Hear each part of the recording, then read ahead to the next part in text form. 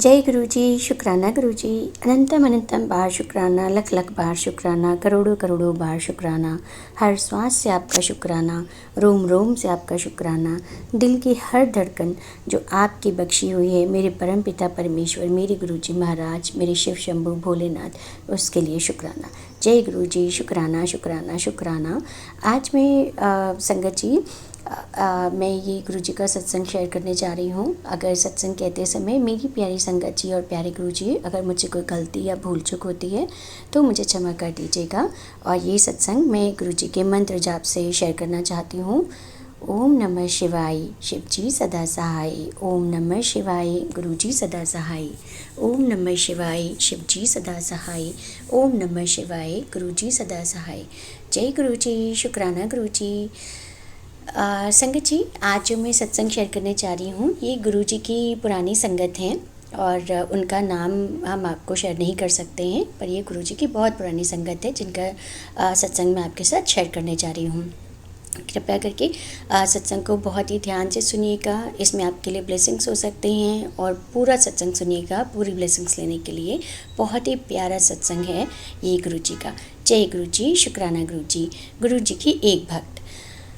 अपने गुरु की महानता का वर्णन करने का मुझमें सामर्थ्य नहीं है, क्योंकि मात्र शब्द उनकी अद्वितीय दिव्यता के लिए अपर्याप्त है।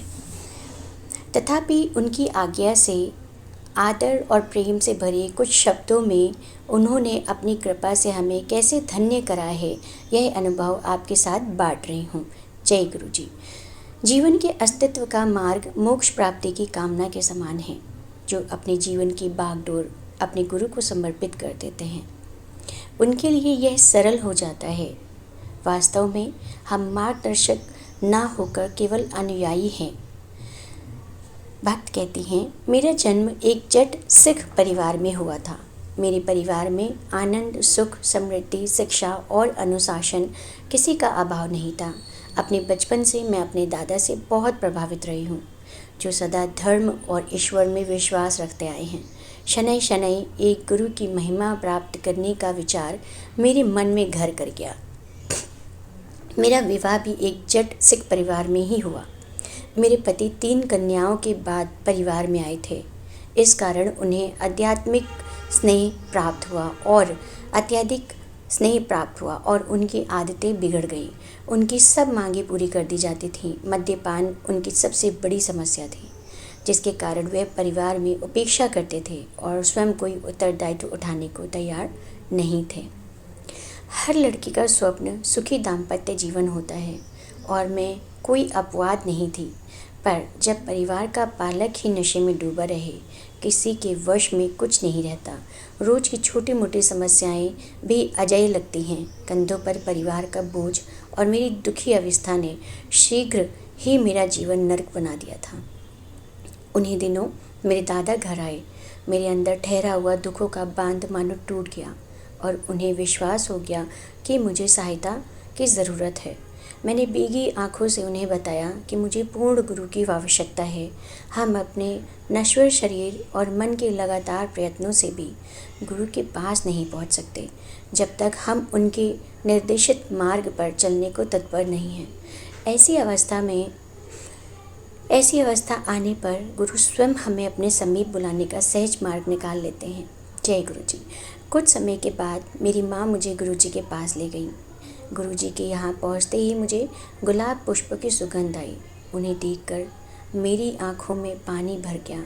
अगले कुछ घंटों तक मैं वहाँ पर बैठी रही। मेरी आँखों से निरंतर अश्रु प्रवाहित होते रहे। उस पहले दर्शन के बाद जब भी मेरी गुरु जी से भेंट होती थी, मैं अपनी भावनाओं पर नियंत्रण नहीं रख पाती थी। हर दर्शन के समय मुझे शांति की प्राप्ति होती थी, पर क्यों यह मेरी तुच्छ बुद्धि की समझ में कभी नहीं आया। संभवतः मेरे आंसू मेरी अंतरात्मा को स्वच्छ कर रहे थे। इस बीच मेरे पति ने और अधिक मद्यपान करना शुरू कर दिया। वह अपने उत्तरदायित्व को बिल्कुल भूलकर पैसे जल की भांति बहाने लगे। मैंने उनको गुरुजी के बारे में बताकर उनके पास चलने को कहा, पर उन्होंने मेरा परिहास करते हुए, मेरा मजाक उड़ाते हुए कहा कि ऐसे गुरु तो सैकड़ों मिल जाते हैं, और मुझे रूढ़िवादी की उपाधि से विभूषित कर दिया। साथ ही मेरा गुरुजी के दर्शन करने का भी अनुमोद नहीं किया। नवंबर 1999 के आसपास उनका संयुक्त राष्ट्र की ओर से लेबनान स्थानांतरण हो गया। वहाँ पर उनकी नशे की आदत बढ़कर और गंभीर हो गई, और उसी समय उनको यकृत सूत्र रोग लीवर सिरोसिस से पीड़ित घोषित कर दिया गया। मेरे ऊपर तो दुखों का पहाड़ टूट पड़ा। चिकित्सक के अनुसार उनके यकृत ने काम करना बंद कर दिया था और बता दिया कि अगले 2 वर्षों में उन्हें दूसरे यकृत की आवश्यकता पड़ेगी। इतने कम समय में किसी दाता को ढूंढना असंभव सा था। ऐसा दानी मिलने पर भी उसका व्यय अत्यधिक होता और शल्य चिकित्सा के परिणाम सफल होने की संभावना भी अति कम थी। चिकित्सक ने उन्हें कह दिया था कि मेरे मध्य की एक बूंद भी उनके लिए घातक सिद्ध हो सकती है। इस बीच मेरे अभिभावक गुरु जी के पास जाकर उनके स्वास्थ्य लाभ की कामना करते रहे। चिकित्सालय से अवकाश प्राप्त कर हम दिल्ली वापस आ गए। मेरे आग्रह पर मेरे पति अंकल गुरु जी के पास आए और एक कोने में बैठकर यही शिकायत करते रहे कि कितनी थकान है, और मैंने ही आने की जिद करी थी। उस दिन जब मैं गुरु जी के पास पहुंची तो मैं आवेश में कुछ बोल नहीं पाई। मेरी माँ और मेरे गुरुजी से मेरी माँ ने गुरुजी से मेरे पति अंकल को बचाने की विनती करी। गुरुजी ने उत्तर दिया कि वह तो नास्तिक है, वह उसकी सहायता कैसे कर सकते हैं। उसके बाद मैं गुरुजी के पास अकेली ही जाती रही, क्योंकि मेरे पति साथ आने को तत्पर नहीं थे। एक रात गुरुजी के यहाँ से वापस आने के बाद मैं गहरी नींद में सो रही थी। जब अचानक ज़ोर से मेरे कमरे में वायु का एक झोंका आया। भय के कारण मैं बिस्तरे पर उठकर बैठ गई और आंखें बंद कर अपनी प्रार्थना करने लगी। मुझे अंधेरे को चीरते श्वेत प्रकाश का आभास हुआ, जो मेरे मस्तक तक आ रहा था। उस श्वेत प्रकाश के मध्य में गुरु जी की आकृति थी। उन्होंने कहा कि वह अब मेरे पति को ठीक करेंगे। अगले 15 से 20 मिनट तक शल्य कक्षों के समान गंध आती रही। उसके बाद जब सब साफ हो गया तो गुरुजी ने कहा कि उन्होंने मेरे पति को स्वस्थ कर दिया है। अब बाद में मैं सो गई। उस दिन को बीते हुए 6 वर्ष हो गए हैं, परंतु मेरे पति ने अपने नशे की आदत बनाए रखी है। मेरे परिवारगण और मैं विस्मित हैं, आश्चर्यचकित हैं कि चिकित्सकों के कथन के विपरीत उनका स्वास्थ्य बना हुआ है और गुरुजी कैसे उनकी दिन रात देखभाल कर रहे हैं। मेरे पति भी गुरुजी द्वारा दिए गए जीवन दान के लिए उनके आभारी हैं। इस संसार के समस्त ग्रंथों के अनुसार मनुष्य के जन्म से पूर्व ही उसकी मृत्यु की तिथि का निर्धारण हो जाता है और कोई भी उसे एक श्वास अधिक या कम नहीं कर सकता है, किंतु उसके कर्मों को समाप्त करने का सामर्थ्य केवल सर्वोच्च सृजनकर्ता के पास है। गुरुजी ही इस ब्रह्मांड के संचालक हैं। वह सर्वश्रेष्ठ शक्ति हैं जिन्होंने मेरे जीवन की कथा को पुनः लिखा है। जय गुरुजी, शुक्राना गुरुजी। मैं और मेरे परिवार वालों ने अनगिनत बार गुरुजी से सहायता की पुकार लगाई है और ये अनुभव किया है कि अचानक ही सब कुछ ठीक हो गया है, जैसे किसी ने कोई जादुई छड़ी घुमा दी है। जय गुरुजी, शुक्राना गुरुजी। एक बार मुझे गुरुजी के पास अपनी आधा दर्जन से अधिक सहेलियों को ले जाने का सौभाग्य प्राप्त हुआ। उनसे मैं गुरुजी के गुणों का वर्णन करती आई थी। अपनी संकीर्ण विचारधारा के अनुसार मैंने उनसे गुरुजी से कुछ भी नहीं मांगने का निवेदन किया था, यद्यपि यह मेरे आचरण की प्रतिकूल था। गुरुजी के चरण स्पर्श करते समय उन्होंने मेरे मन के भाव पढ़ते हुए बताया कि उन सब ने उनसे कुछ न कुछ विनती करी थी। उन्होंने सबकी मनोकामना पूर्ण कर दी थी। उनके पास से कोई भी खाली हाथ नहीं लौटता। व्यापारी को समृद्धि, रोगी को स्वास्थ्य लाभ, विद्यार्थी को विद्या आदि कुछ को उनके आशीष का आभास हो जाता है, शेष अनभिज्ञ रह जाते हैं। उनके स्नेह की कोई सीमा नहीं है। आस्तिक या नास्तिक सबको उनकी दया प्राप्त होती है। उनकी कोई मांग नहीं है, वे कोई आश्वासन नहीं लेते, पर उनकी दिव्य अभिभूति धीरे धीरे आपको परिवर्तित कर देती है। प्रतिदिन याचक अपने दुख लेकर उनके दर्शन के लिए आते हैं और उनकी कृपा उन पर मेघों से ढके हुए नम आकाश को चीरकर चमकते हुए सूर्य की भांति बरसती है। यहीं पर मैं अपने सत्संग को विराम देती हूँ। जय गुरु जी, शुक्राना गुरु जी। देखिए संगत जी, कितना प्यारा सत्संग है ये एक भक्त का, और कितनी प्यारी महिमा है हमारे गुरु जी की कि गुरु जी अपनी शरण में, चाहे वो आस्तिक हो या नास्तिक हो, अगर परिवार का एक भी सदस्य जुड़ जाता है तो गुरु जी सबका कल्याण करते हैं। गुरु जी की इस महिमा का बखान कितना ही प्यारा और कितना ही खूबसूरत है। जय गुरु जी, शुक्राना गुरु जी। गुरु जी के मंत्र जाप के साथ मैं इस सत्संग को यहीं विराम देती हूँ। मुझसे कोई गलती या भूल चूक हो गई हो सत्संग कहते वक्त तो प्यारी गुरु जी महाराज और प्यारी संगत जी मुझे माफ़ कर दीजिएगा। ओम नमः शिवाय, शिव जी सदा सहाय। ओम नमः शिवाय, गुरु जी सदा सहाय। ओम नमः शिवाय, शिव जी सदा सहाय। ओम नमः शिवाय, गुरु जी सदा सहाय। जय गुरु जी, शुक्राना गुरु जी। अनंतम अनंतम बार शुक्राना, लख लख बार शुक्राना, करोड़ों करोड़ों बार शुक्राना। हर श्वास से आपका शुक्राना, रोम रोम से आपका शुक्राना। दिल की हर धड़कन जो आपकी बख्शी हुई है परमपिता परमेश्वर, उस धड़कन से आपका शुक्राना। सदैव मेरे परिवार पे अपने प्यार की कृपा बरसाई रहिएगा। अपने आशीर्वाद और अपने ब्लेसिंग्स की बौछार आपकी सभी गुरु संगत पर और सभी पर बरसाए रखिएगा। सर्वदा भला करना मेरे गुरु जी महाराज, मेरे पति अंकल, मेरे बच्चों और मुझ पे आपकी कृपा बनाए रखिएगा। जय गुरु जी, शुक्राना गुरु जी। जय गुरु जी। जय गुरु जी, शुक्राना गुरु जी। अनंतम अनंतम शुक्राना गुरु जी महाराज के चरणों में। जय गुरु जी। संगत जी सबसे पहले गुरु जी का गुरु मंत्र जाप करेंगे। ओम नमः शिवाय, शिव जी सदा सहाय। ओम नमः शिवाय, गुरु जी सदा सहाय। संगत जी 2-3 दिन से ना मेरा फ़ोन जो है में चार्जिंग नहीं हो रही थी और मैं गुरु जी का शुक्राना भी नहीं कर सकी, तो उसके लिए मैं माफ़ी चाहती हूँ गुरु महाराज से। तो संगत जी मैंने सोचा कि मेरी बैटरी ख़राब है, कभी मैं सोचती थी चार्जर ख़राब है। तो कल मैं जो है मोबाइल शॉप पे गई तो एक ने बोला कि इसका ना कोई आईसी चिप होता है वो ख़राब है। एक ने कहा कि जो बेल्ट सी होती है जो बैटरी से कनेक्टेड होती है वो ख़राब है।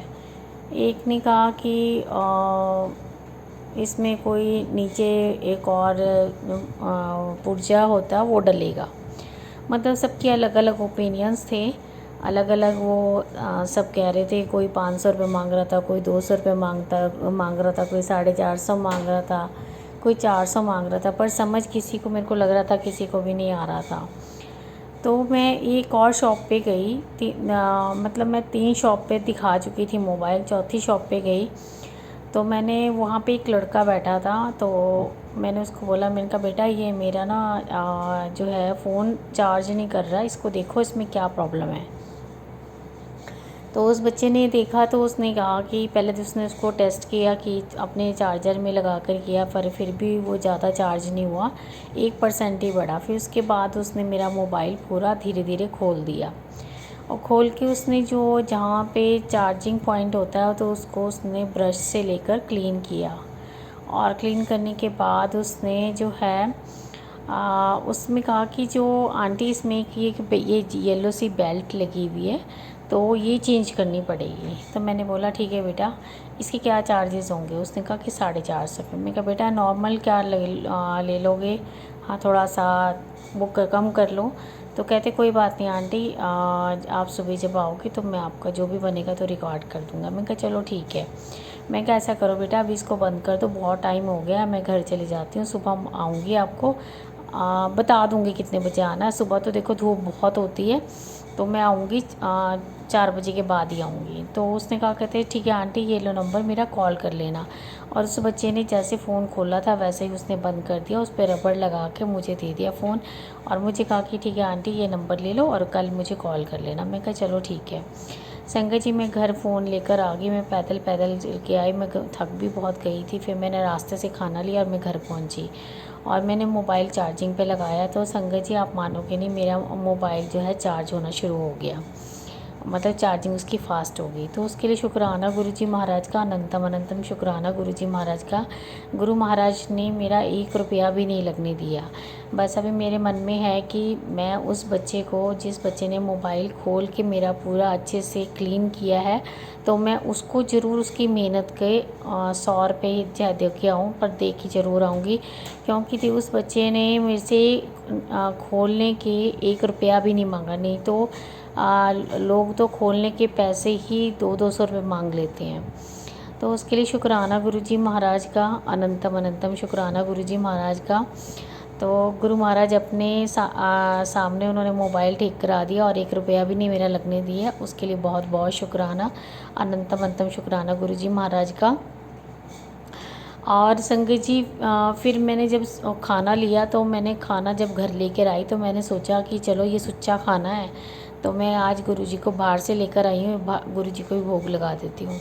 तो संगत जी मैंने गुरुजी के सामने अपनी थाली रख दी और फिर मैं नहाकर जब आई, मैं नहा आती हूँ, नहाकर जब आई मैंने माथा टेक के थाली उठाई। और संगत जी जब मैं खाने लगी तो वो दाल खट्टी थी और सब्ज़ी भी ठीक नहीं थी, सिर्फ एक राजमा और चावल ही ठीक थे। तो संगत जी मैंने थोड़ा सा खाया, बाकी मैंने जो है फिर मुझे डस्टबिन में डालना पड़ा, क्योंकि ख़राब खाना तो मैं खा नहीं सकती थी। फिर उतने में गुरुजी का एक मुझे सत्संग भी दिखा, जिसमें उन्होंने कहा कि मतलब गलत वो वाला खाना देखकर भोग लगाया करो। तो फिर मुझे बड़ा अफ़सोस हुआ। मैंने कहा गुरुजी महाराज को मैंने भोग लगाया भी और वो भी ठीक नहीं था। मुझे बहुत अफ़सोस हुआ इस चीज़ का। फिर मैंने माफ़ी भी मांगी महाराज से, मैं कि महाराज मुझे तो पता नहीं था कि खाना कैसा है कैसा नहीं है, तो मैं तो अपनी तरफ से बहुत अच्छा लेकर आई थी, और अब पता नहीं वो उन्होंने कैसा बनाया था कैसा नहीं। कुछ गर्मी भी, उनकी भी गलती नहीं है, गर्मी ज़्यादा है तो खाना आजकल ख़राब हो ही रहा होगा। तो संगत जी मुझे बड़ा बुरा लगा। फिर मैंने महाराज से माफ़ी मांगी। फिर मैंने कहा कि महाराज अब आइंदा मैं सोच समझ के ही आपको भोग लगाऊंगी। तो संगत जी फिर उसके बाद आज गुरु महाराज ने, देखो मेरा पूरा दिन गुरु महाराज अपने दर्शन देते हैं, और शाम को मेरे को शनिदेव के मंदिर भी ले गए और शनि महाराज पे मत्था टेकाया, सारे भगवान पे मत्था टेकाया, काली माता रानी को मत्था टेका मैंने, और पीपल के पेड़ के नीचे मत्था टेका। मैं मत्था टेक के सीधा अपने घर आई। और संगत जी मुझे बहुत अच्छा लगा। और फिर मैंने खाना खाकर, क्योंकि मेरे को पता नहीं ऐसा लग रहा था जैसे मुझे एसिडिटी हो रही है, फिर गुरुजी ने मुझे कहा कि तू खाना खा ले। और संगत जी मैं रात को चावल नहीं खाती, पर मेरे चावल दिन के पड़े हुए थे, फिर मैंने कहा कि यही खा लेती हूँ, क्योंकि मेरे को थोड़ी सी प्रॉब्लम हो रही थी, पेट ख़राब सा हो रहा था। तो फिर मैंने चावल, दाल और चावल खाए, संगत जी चटनी खाई, तो मुझे बहुत अच्छा लगा। उसके लिए शुक्राना गुरुजी महाराज का, अनंतम अनंतम शुक्राना गुरुजी महाराज का। गुरु महाराज हमारे बहुत प्यारे हैं, हमेशा ख्याल रखते हैं। और अभी संगत जी एक मैसेज आया था गुरुजी का कि बाहर जाकर लंबी सांस लेकर अंदर आ। तो संगत जी मैंने वैसे ही किया कि बाहर गई मैं, और मैंने थोड़ी देर वहाँ बालकनी में खड़े होकर मैंने एक लंबी सांस ली और उसके बाद अंदर आई। और मैंने देखा था कि गुरुजी मेरे साथ ही थे। तो उसके लिए शुक्राना गुरुजी महाराज का, अनंतम अनंतम शुक्राना गुरुजी महाराज का। संगत जी अब मैं नए सत्संग की तैयारी करती हूँ, मंत्र जाप करूँगी। ओम नमः शिवाय, शिव जी सदा सहाय। ओम नमः शिवाय, गुरु जी सदा सहाय। जय जय गुरु जी, धन धन गुरु जी, वाह वाह गुरु जी, शुक्राना शुक्राना, अनंतम अनंतम शुक्राना गुरु जी महाराज के चरणों में। लव यू गुरु पा। ओम नमः शिवाय, शिव जी सदा सहाय। ओम नमः शिवाय, गुरु जी सदा सहाय। सब संगत को जय गुरु जी। मैं मुरादाबाद से सुनीता बोल रही हूँ। गुरुपा, अभी मैंने एक सपना देखा था संगत जी, जिसमें कि हमारे जो बगल पड़ोसी हैं तो वो लोग हमसे बात नहीं करते हैं बिल्कुल भी, उनकी मिसेज भी नहीं करती, उनके बच्चे भी नहीं करते। तो मैंने सपने में देखा कि अमरूद का पेड़ है हमारा यहाँ पर, वो बहुत छोटे से ही लगाया था मैंने, और अब बहुत बड़ा हो गया है, अमरूद भी लगते हैं उसमें। तो अभी मैंने देखा कि उसने जो है सारा अमरूद के पेड़ को, मतलब पूरा पत्ते पत्ते उसने काट दिए हैं काफ़ी हद तक। तो मैं गुस्सा हो रही हूँ कि मतलब किसने काटा ये पेड़, ये ऐसा है नौकर, उसमें छोटे छोटे अमरूद भी पड़े हुए हैं। तो संगत जी मुझे मतलब अच्छा नहीं लगा कि वो पेड़ मतलब पत्ते काटे उसने। तो मैंने लड़ाई तो नहीं करी, लेकिन मतलब वो हरे पत्ते देखना या मतलब पेड़ से उनको काट के नीचे गिराना क्या सा होता है, क्या होता है, ये बड़ा अजीब सा लगा। लेकिन मैंने जो ये स्वप्न शास्त्र के बारे में बताते हैं उनके मतलब फ़ोन पे देखा तो उसमें लिखा था कि हरे पत्ते देखना ये अच्छा होता है। तो गुरुपा का लख लख शुक्राना, अनंतम अनंतम शुक्राना कि गुरुपा ने जो है मुझे हरे पत्ते दिखाई या सपने में हरी चीज़ें दिखाई, क्योंकि उसमें लिखा हुआ था कि हरे पत्ते देखना बहुत शुभ माना जाता है। अब जो है अब ये तो गुरुपा ही बता सकते हैं कि क्या है और क्या नहीं है। गुरुपा के अलावा कोई नहीं वो कर सकता। उसमें भी उन्होंने हमारा क्या पता कौन सा कष्ट काटा है, कि पत्ते जो काटे हैं और अलग किए हैं पेड़ से, उसमें कौन सा कष्ट कटा है ये पता नहीं है मुझे। ये आगे चलकर ही गुरुपा अपने आप ही मुझे समझाएंगे या क्या दिखाएंगे, गुरुपा ही बता सकते हैं। तो गुरुपा का लख लख शुक्राना, अनंतम अनंतम शुक्राना।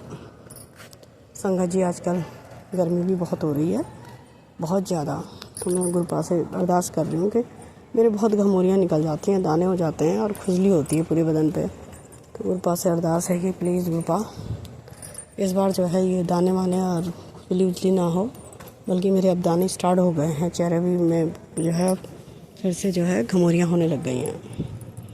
तो गुरुपा से अरदास है अभी कि ऐसा कुछ ना हो, मैं बहुत परेशान हो जाती हूँ। और संगत जी तितली तो डेली ही दिखती है, सफ़ेद तितली पीली तितली मैं डेली देखती हूँ। और जो हमारे चिड़िया के बच्चे थे यहाँ पर, वो 2 चिड़िया के बच्चे जो है वो उड़ गए हैं, क्योंकि बड़े हो गए थे तो वो उड़ गए हैं, लेकिन वो लौट के आए नहीं। तो मुझे बड़ा वो लगता है कि कहीं उनको कौवा तो नहीं ले गया उठा के या कुछ जो भी है, अभी पता नहीं है। और परसों जो है एक पेड़ से एक जो है कौवा जो है, जो उसका ये बोलते हैं ना फाख्ता बोलते हैं जिसे, तो उस चिड़िया के बच्चे अंडे को ले गया है कौवा। और मेरे लड़के ने बचाने की भी कोशिश करी, लेकिन कौवा तब तक लेके उड़ गया। तो अच्छा नहीं लगा कि एक मतलब वो इतनी देर से वो फाख्ता बैठा हुआ था और वो अंडा लेके चला गया। तो संगत जी मैं तो यही बोलती हूँ, ऐसे कुछ हादसे हमारे साथ होते हैं या हमारे सामने होते हैं तो मुझे तो यही लगता है कि गुरुपा जो है हमारे कुछ कष्ट काट रहे हैं। अब कौवा अंडा ले गया और साथ में जो है अभी फाख्ता जो है, अभी मैंने कुछ टाइम पहले देखा था तो फाख्ता बैठा ही नहीं था। इसका मतलब वो दूसरा अंडा भी मेरे को लग रहा कौवा ले गया या हरी रंग की चिड़िया आती है बड़ी वाली, वो ले गई, कुछ पता नहीं है। तो गुरुपा ने किस किस रूप में हमारे कष्ट काटे हैं ये तो गुरुपा ही बता सकते हैं। और मुझे तो यही जब ये होता है तब मैं यही कहती हूँ कि हमारे को कष्ट जो है, कोई भारी कष्ट हम पे आने वाला था, वो गुरुपा ही काट दिया। गुरुपा ने को दिखाकर या इस तरह से अंडे को वो करके वो जो है हमको हमारे कष्ट काट दिए हैं। तो गुरुपा का लख लख शुक्राना, अनंतम अनंतम शुक्राना। ओम नमः शिवाय, शिव जी सदा सहाय। ओम नमः शिवाय, गुरु जी सदा सहाय। सब संगत को जय गुरु जी। अब जो है जैसे जैसे गर्मी बढ़ रही है गुरुपा, वैसे वैसे जो है मेरे हस्बैंड को भी थोड़ा सा मतलब हो जाता है, हाथ पैरों में दर्द हो जाता है संगत जी। तो गुरुपा से अरदास है कि गुरुपा उनको सही रखना, क्योंकि गर्मी के कारण जो है अब इस समय नीचे कमरों में इतनी गर्मी है संगत जी, बहुत ज़्यादा गर्मी है। गुरुपा से अरदास है मेरी कि गुरुपा कुछ कीजिए, कहीं हमारा मकान भी बनवा दीजिए जहाँ हम भी एसी उसी लगा दें, आराम से सोएं, कुछ तो कीजिए गुरुपा। इतनी उम्र निकल गई है। मैसेज गुरुपा के इतने आते हैं कि बहुत पोस्ट आते हैं जिसमें बहुत अच्छी अच्छी बातें लिखी रहती हैं, और साथ में जो है करोली बाबा की बहुत अच्छे पोस्ट आते हैं कि तू अपने कर्म चंगे रख और तू किसी बात की चिंता मत कर, तेरा सारा सोचा हुआ काम हो जाएगा जो भी तूने सोचा है। तो मैं संगत जी मैं यही कहती हूँ कि मैं इन जो पोस्ट आती हैं या जो सत्संग में सुनती हूँ उन्हीं के कारण शायद मैं मेरी जो अंदर की मतलब दिल है या मन जो भी है संतुष्ट है कि इस कारण जो है कि गुरुपा ने मेरे को कहा है तो गुरुपा ज़रूर पूरा करेंगे, या करोली बाबा ने भी कहा है तो ज़रूर पूरा होगा। तो इस कारण मेरे को विश्वास रहता है और मेरा मन शांत रहता है काफ़ी हद तक। तो आगे गुरुपा से ही अरदास करूँगी कि गुरुपा सब कुछ आप ही के हाथ पे है, ज़रा जल्दी कर दीजिए कृपा, थोड़ा जल्दी हो जाए तो ज़्यादा सही रहेगा। मैं भी अपनी जिम्मेदारियों से थोड़ा, मेरे ऊपर भी कई जिम्मेदारियां हैं, ये तो गुरुपा भी जानते हैं, तो वो पूरी हो जाएगी। और मैं अपनी वाणी की यहीं पर विराम देती हूँ। जय गुरु जी, शुक्राना गुरु जी, अनंतम अनंतम शुक्राना गुरुपा। ओम नमः शिवाय, गुरु जी सदा सहाय। ओम नमः शिवाय, गुरु जी सदा सहाय। सब संगत को जय गुरु जी।